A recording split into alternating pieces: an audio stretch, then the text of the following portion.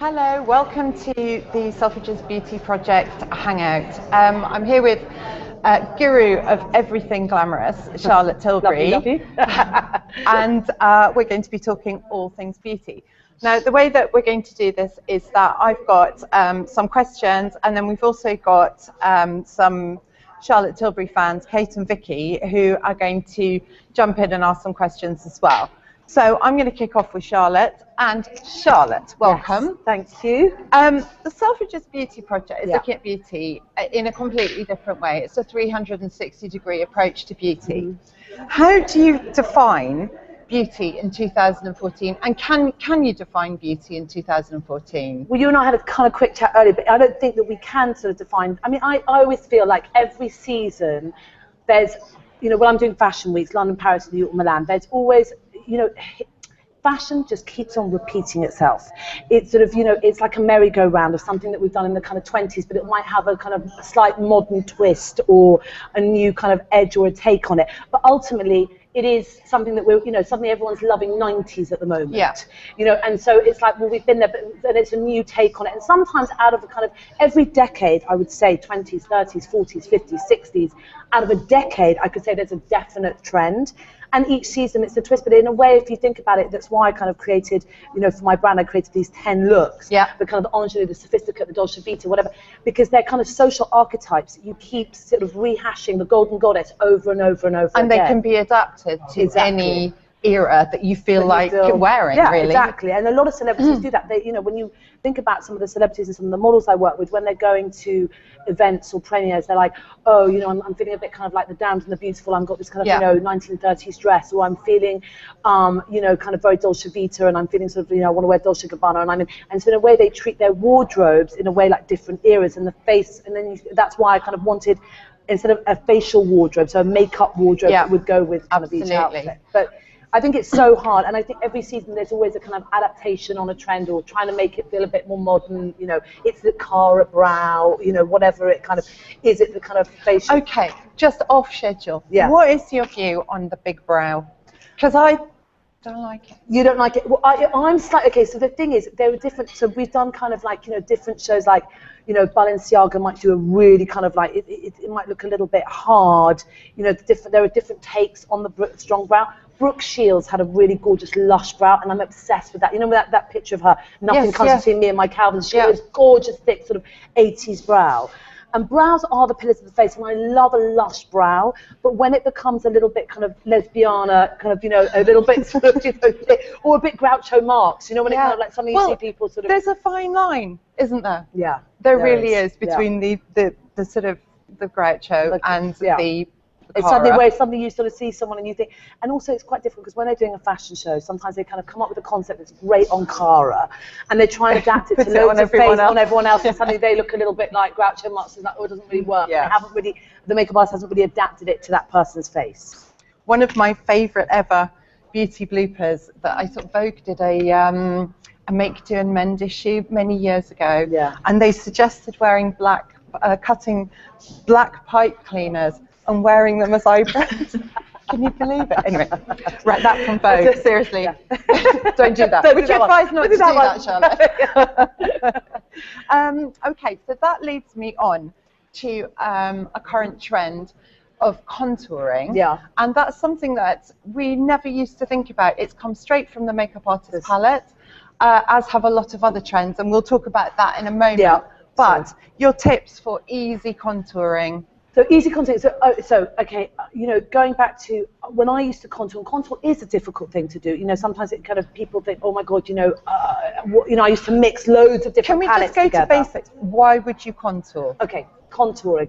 Contouring is literally, it's an old Hollywood trick that people have used forever, and it's all about light. It's all about shading and light. Right. And the fact is I've come up with simplified, because a lot of women are scared about contouring. I'm scared. Right? That's why I said to you just before we went on, I was like, you need a bit of Film Star Bronze and Glow. The fact is, Film Star Bronze and Glow is one palette, okay, and it's making it easy for women and making it non-terrifying, because actually facial sculpting, facial framework is so, I mean, especially, you know, I'm pregnant at the moment, I put on a lot of weight on my face, and my face is kind of looking quite different. I've sort of developed jowls underneath here. And actually, with this, I stole an artist brush from my father's studio, which is a pointed brush. So literally, you use the artist brush along the jawline, and then you suck in your cheeks like this, in the mirror, and then you literally follow the hollow. And what it does, it's quite radical. Yeah, so like that. And then the brush and the contouring palette literally does all the work for you. So there's no, you know, am I using the right color? Do I look up and punch to the face? It's just the brush and the Film Stop Bronze and Glow. Follow the hollow, do the cheekbone, and it literally gives you an entire facelift. And if you put the highlight shade on top of your cheekbones, it gives you really satiny skin. Someone who's done this forever is someone like Jennifer Lopez. Yeah. She will never leave her house without a kind of Film Stop Bronze and Glow effect on her face, because she understands that, you know, what that does to the contours and that facial framework, that it just gives her this incredible, Marlene Dietrich, all those women, they understood the power. And it's instant glamour, isn't it? Instant glamour. With the glow. An instant facelift, an instant kind of like your skin looks like satin, you're dreamy, you've got this candlelight effect on the skin. You look younger, you look more lifted. It's so powerful, but a lot of women, and I was one of them before I created Film Stop Bronze and Glow, I would sit there with 6 different kind of palettes mixing things, so I wouldn't really do it on myself every single day, so it was just great to kind of have something that's quick and easy for all women to be able to achieve that. And are there any other trends that here's a really simple one that I've thought of, is pointy cotton buds.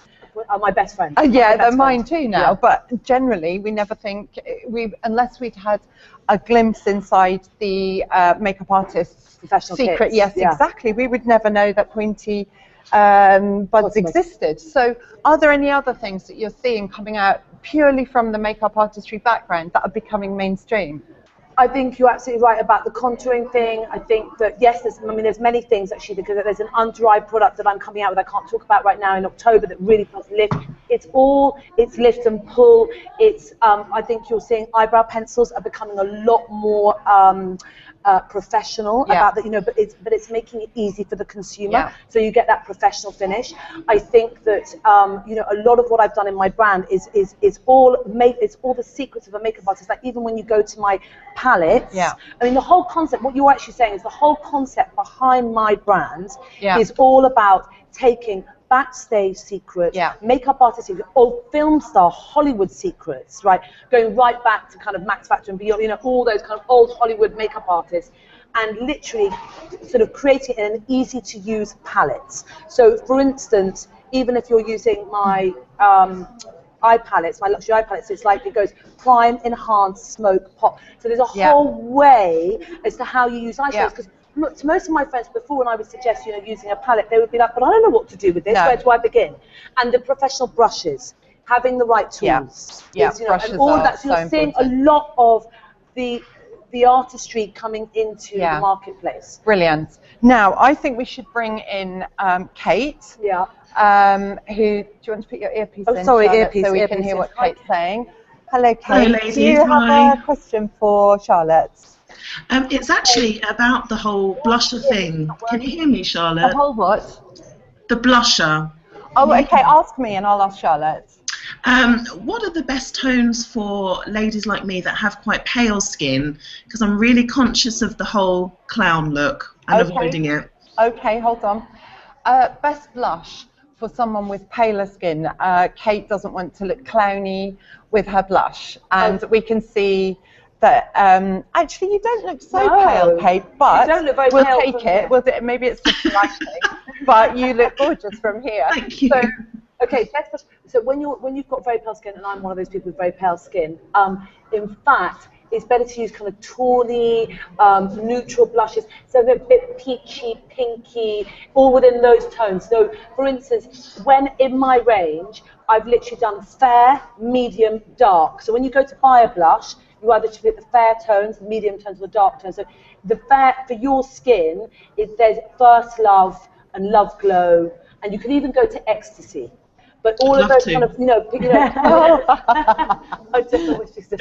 She said, I'd love to go to Ecstasy. But all this, and anything that is very, okay, so when you're choosing a blush, what's incredibly important is the formula.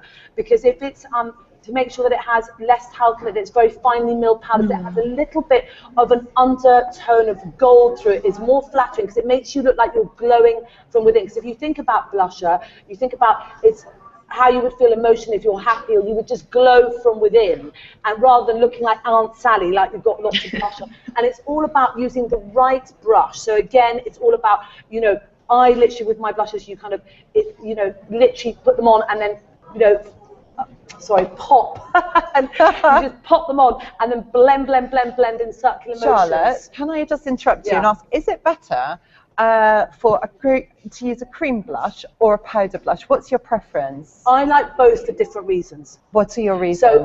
So I basically all year round would probably use a powder blush, right? And I like that. And also, that's not really going to sit in the lines or grab onto kind of dry bits of skin.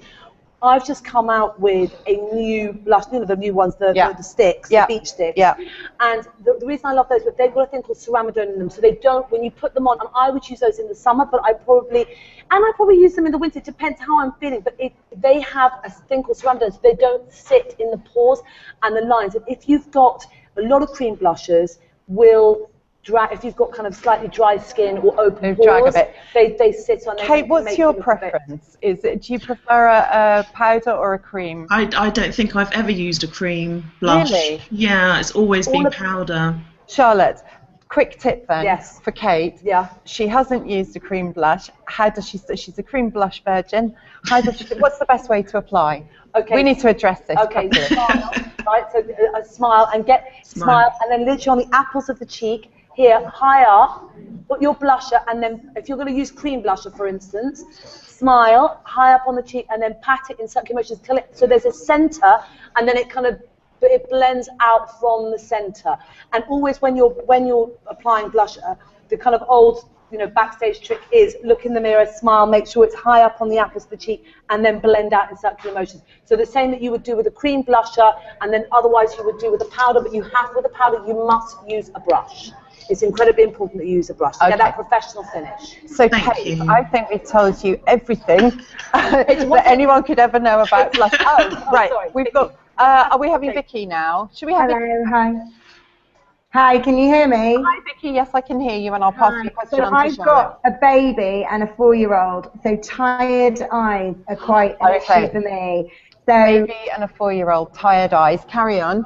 Okay. Yeah, so basically to sort of hide those bags, really. I've got industrial strength concealer going on, but what are your tips? Industrial strength concealer, but what are your tips? Charlotte's got a little one as well and another on the way, so I think she's going to know how you feel. Never have enough sleep. So so I totally sympathise. I think the whole nation sympathises with not enough sleep, and you know, we're all exhausted, I'm exhausted. But the fact is that, so curl your eyelashes, always. Use a really great mascara. A feline flick is fantastic because when we're tired, our eyes drop and droop. So a feline flick will immediately kind of act like a little bit of a push-up bra and a little bit of a lift on the eyes. If you're feeling really tired, eye drops, fantastic. So use eye drops because they will get kind of clear, make it look lovely and white and sparkly again. It's a great way to cheat a kind of brighter eye. Then also, I've just come up with an eye pencil called Eye Cheat, which you put inside. It's a kind of beigey colour to kind of open up the eye. I think the thing about that is that it's the same color, because your eye whites are not bright white in real life. Exactly. In reality.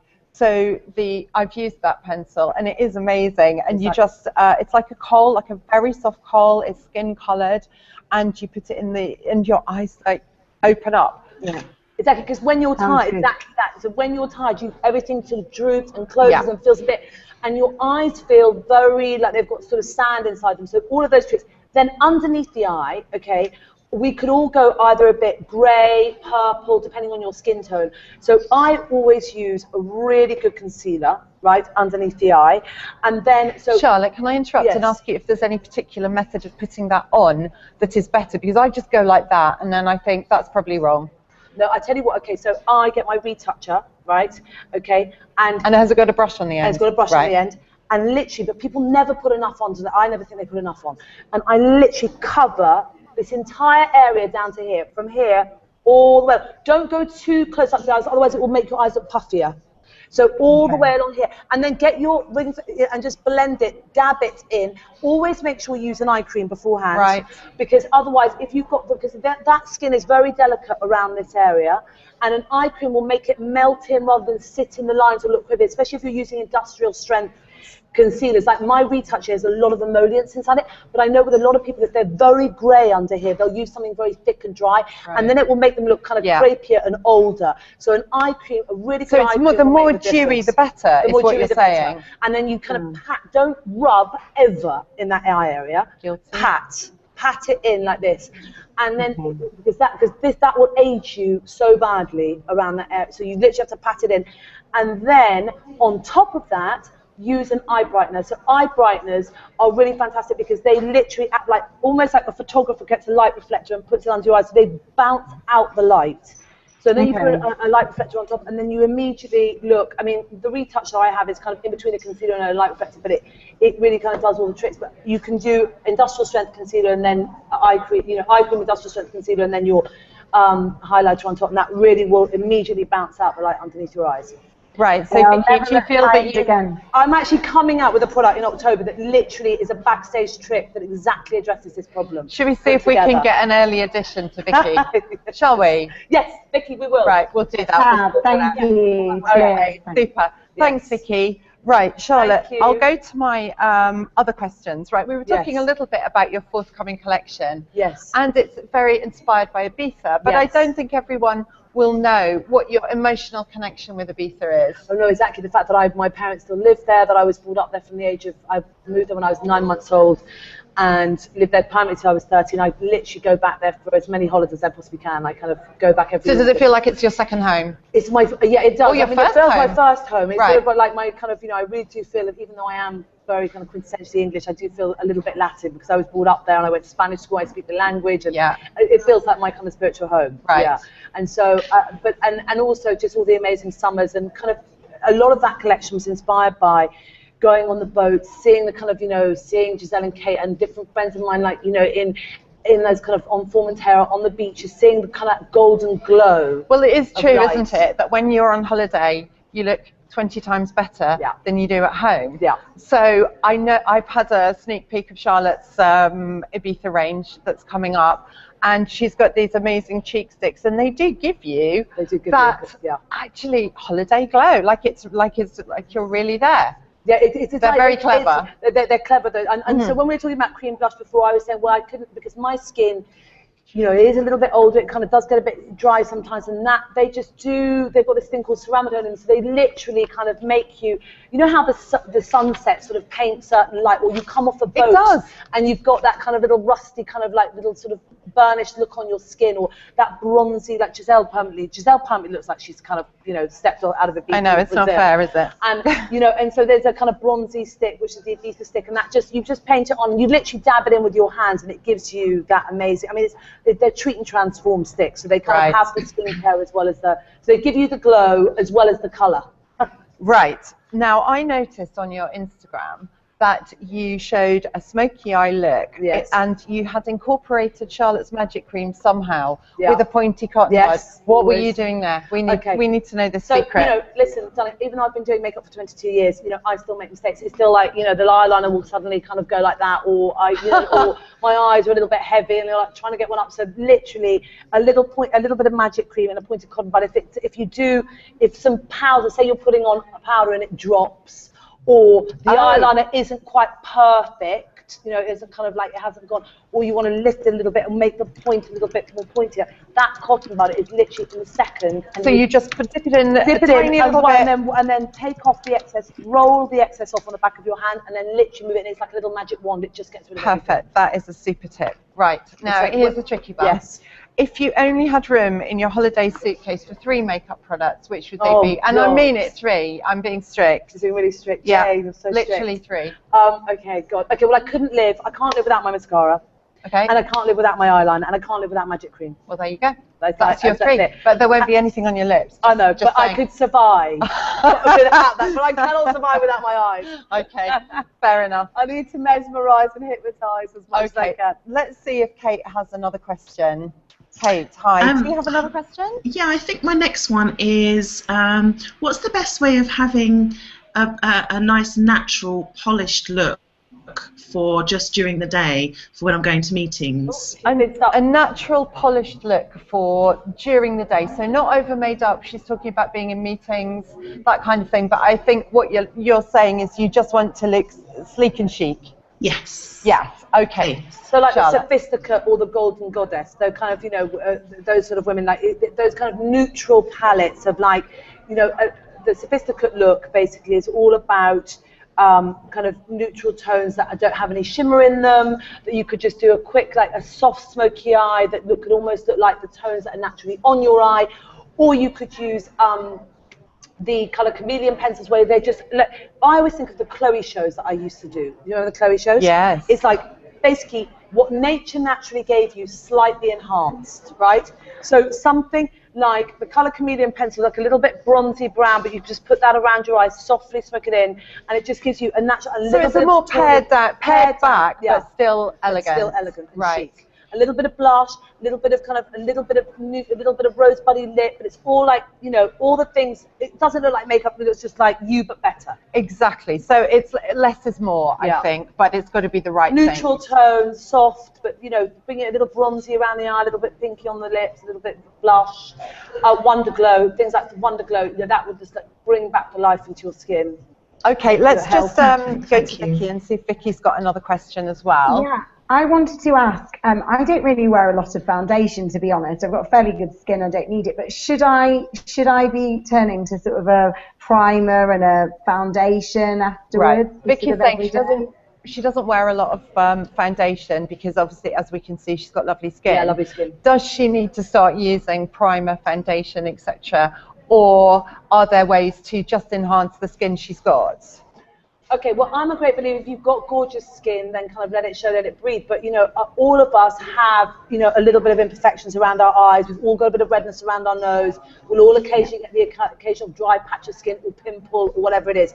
So I cannot live without, or I cannot, in my kit or me personally, without a really amazing moisturizer. So obviously I'm totally addicted to my magic cream, but whatever your great moisturizer is, I'm totally addicted to that. And then Wonder Glow. So Wonder Glow, what I think is great. I'm not crazy about primers, if I'm honest. Right, that's interesting. Why not? Because I find a lot of them have too much silicone in them. Right. And they make me feel dirty on my skin. And when I'm applying them to clients, I feel like everything, the base gets very heavy looking. And, and a lot of my clients go 30 plus, it just gets really cakey. I don't like the way it looks. So if they're younger than that, normally they've got gorgeous skin. So then I'll just use concealer around the nose, underneath the eyes, and let the rest of it breathe. But something like Wonder Glow, which is a hybrid between skincare and makeup, okay, it still gives you what a primer is. So it basically takes sunlight and then re-emits it through the skin. So it bounces, soft focuses all your lines and pores, and gives you that kind of goldeny Giselle glow, right?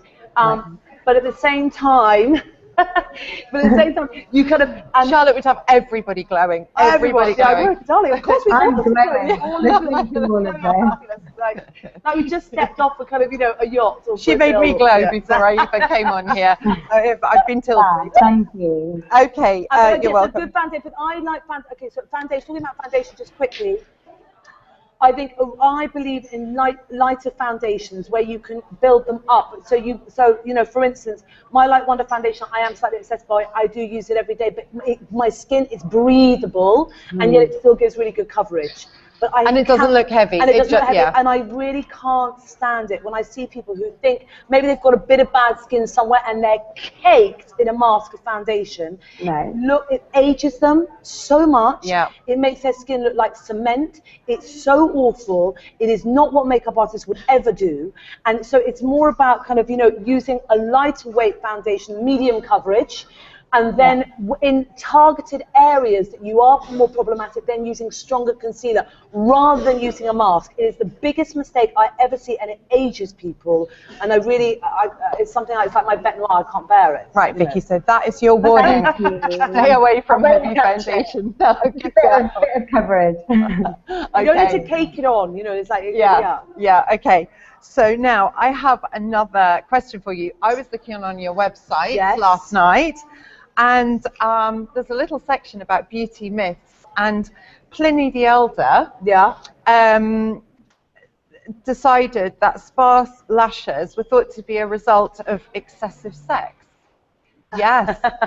So the fuller your lashes are, but it's quite interesting because the fuller your lashes are, it was believed from there, the more chaste you look, and therefore more desirable.